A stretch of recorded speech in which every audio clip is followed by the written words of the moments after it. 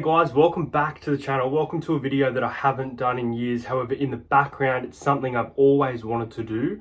And now that the 60th anniversary specials are over, there is going to be some Doctor Who content within this channel. And today's video, I'm going to be speaking about the 60th anniversary special. I'm going to be speaking about Wild Blue Yonder, The Giggle and the Star Beast, all three special, including David Tennant as the 14th Doctor. So let's get into what I thought of these specials.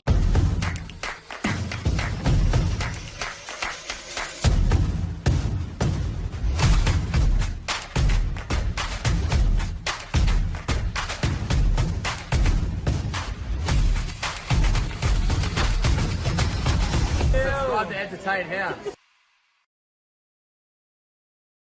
So, since 2007, I have not stopped watching Doctor Who. There has never been a time where I've actually forced myself to not watch an episode that week. Might have been a couple of episodes where I thought, I'm not going to watch it today, I'll watch it in a couple of days. But it's one of my favourite TV series, and I have a really strong connection with it after so long, even when I think the lore, some of the stories, some of the writing went downhill, especially during the Chris Chibnall era. But I still have that respect for Doctor Who and the creation of different writers, different doctors, different ideas and what to do.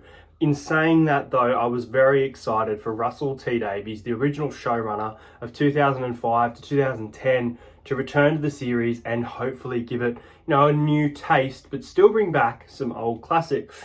And that's what we got with the 60th anniversary specials, which the first thing I'm going to say is, besides this episode, because it did actually feel like it to me, it didn't feel like a 60th anniversary.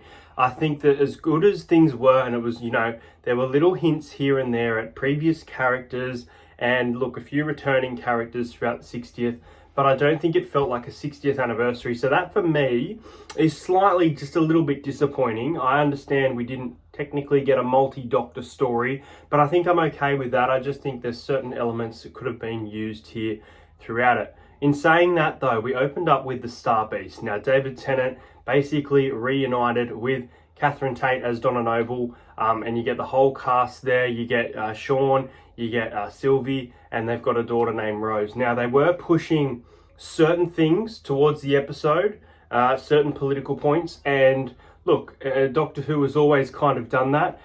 There were times where it didn't feel so subtle, but there were times where it felt like these ideas fell into place. So the Star Beast was very different from mine. I really loved the Meep. Meep was a fantastic character played by Miriam Margolyes, fantastic actress, and her voice was funny, to say the least. And the story really worked. The story was working. I love the scene with David Tennant as a lawyer, putting the Meep on trial. A little bit of a twist to the episode as well. It worked really well, and the interaction between Donna and the Doctor, trying to kind of remember the events, because obviously we saw in the end of time if she'll die, if her mind will be wiped, and she'll die if she remembers those events again, basically from Journey's End, where she became the Dr. Donna. And we saw that at the end of the episode. We saw the Dr. Donna come back, which was really cool. And it kind of wrapped up that story, which we didn't really see again in the 60th. Something I expected to come back to, but that was the kind of solution.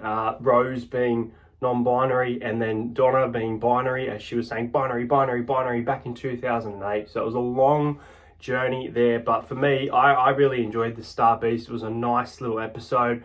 I'd probably give it maybe a 7, a 7.5, probably 7 for that one. But yeah, I think it was a really nice return. I think there was some really nice references to like Wilf. It was setting up for something good. And obviously they had the coffee machine added to the TARDIS. The new TARDIS was exceptional. The new TARDIS looks absolutely brilliant. We didn't get to see all that much of it during the special.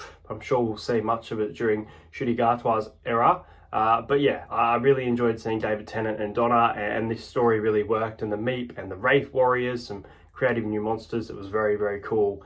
Very good start for the 60th. Then we move on to Wild Blue Yonder. Now, this episode was kept completely secret. People were thinking Time Lords were coming back. People were thinking previous Doctors were coming back. People were thinking John Simm's Master is coming back. People were thinking there were evil versions of Peter Capaldi. There was every theory under the sun for Wild Blue Yonder. But the thing about Wild Blue Yonder is there's not too much that was secret. I can understand to an extent why they did it. Basically, they go to the edge of the universe, but There are these nothings, so basically these nothings that can kind of take shape and form of what they see, as well as the memories, which is a really cool thing. Not just cloning, but having the memory was something I haven't really seen in series before. I think I have before, but I felt like I hadn't seen it in a while, so I think it really worked for this episode. You know, it had that midnight kind of vibe as well, a little bit of a Silence in the Library vibe to it, so I think there was some callback to some older episodes. I think the scene where Donna gets left behind and is about to die was so powerful. Russell built the emotion, the music, everything worked. The music from Murray Gold throughout Doctor Who has just been brilliant, and for him to be back and doing what he loves and making music, even the music during the opening sequence, the title sequence, really weird opening to the episode. You obviously had Isaac Newton and this whole Mavity word. I wonder if Mavity is going to be used in the future of Doctor Who, or if it was just kind of a thing for the 60th. One thing I did like about 60th is they did incorporate a lot of historical characters, and they seem to be, you know, pre-title sequence characters as well. But something Doctor Who's always done well is historical characters. You know, Nikola Tesla, William Shakespeare, just to name a few. There's been plenty over the years, but I actually didn't like Wild Blue Yonder on first viewing. I guess it was early in the morning. I was getting up at 5:30 a.m. to watch these here in Australia, but I didn't like it, and I thought, why was this kept so secret? Why was nothing released? I didn't enjoy it as much as I thought I would. Seeing these kind of shapes and, you know, Jaw Drop and the big David Tennant and the big Donna Noble taking the form, My Arms Are Too Long. There were some funny moments throughout it.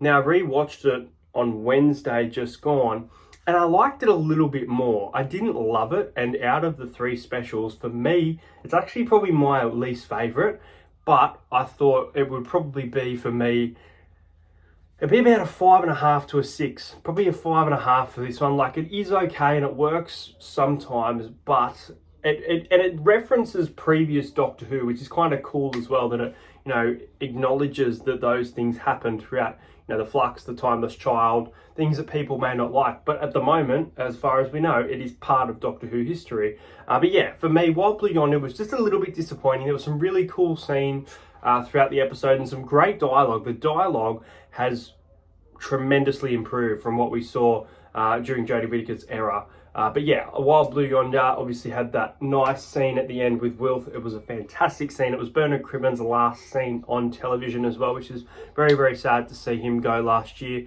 He was a fantastic companion, and that kind of set up this special that I've watched this morning, which I absolutely loved, The Giggle. Giggle stars Neil Patrick Harris as the return of the Celestial Toymaker for the first time in 50 years in Doctor Who. The Celestial Toymaker was brilliant. The Spice Up Your Life little extra scene was fantastic. Reminded me of Rasputin in Power of the Doctor, but I actually think it was done better here. Kind of like the Master, I think he's doing it in season 3 or something to a song, maybe a Voodoo Child, I think it might have been, if I'm thinking straight. And I mentioned, you know, this historical character being, I think it was John Bard, who created the television at the start, and I think the puppets throughout this episode were terrifying. This episode had some kind of God complex, night terrors vibes going on. It felt very Stephen Moffat-y, to be honest. However, obviously made by Russell T Davies, and he done a fantastic job throughout the episode.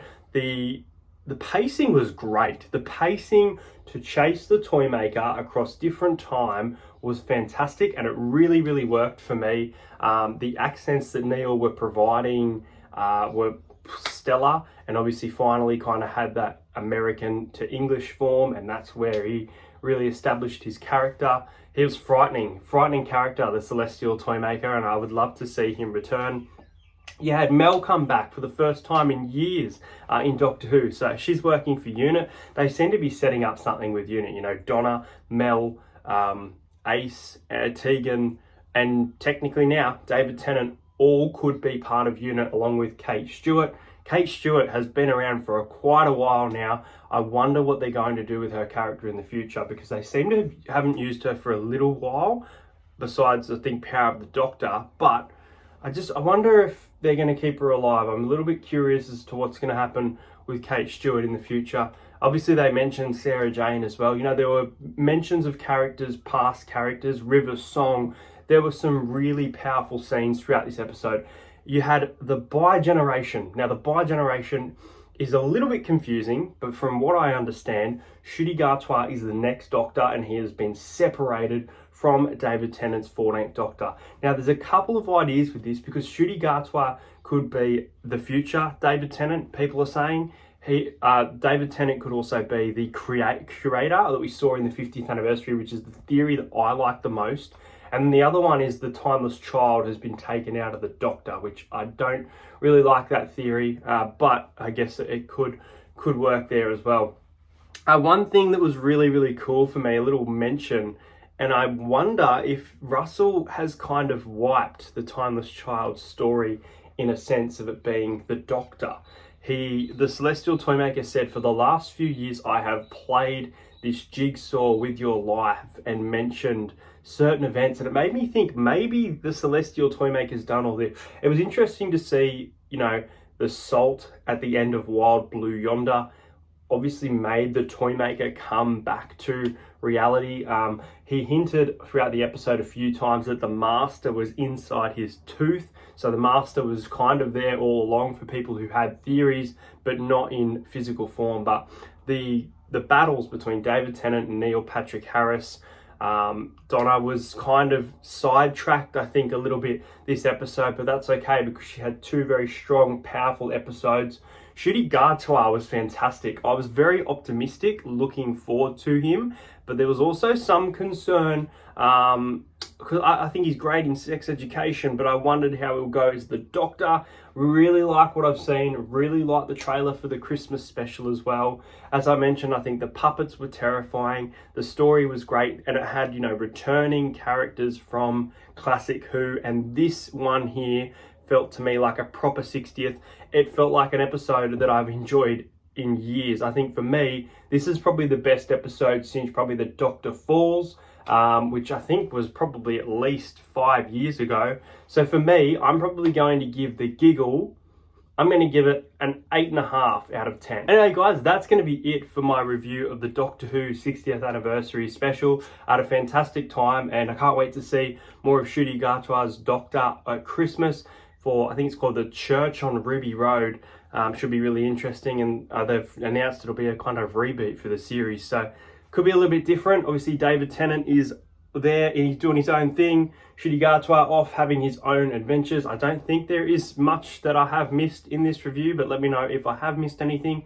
Let me know if you enjoyed the episode or hated it, and if you're new around here, make sure you subscribe to the channel, and let me know if you want to see more Doctor Who videos, guys. I'll see you guys later.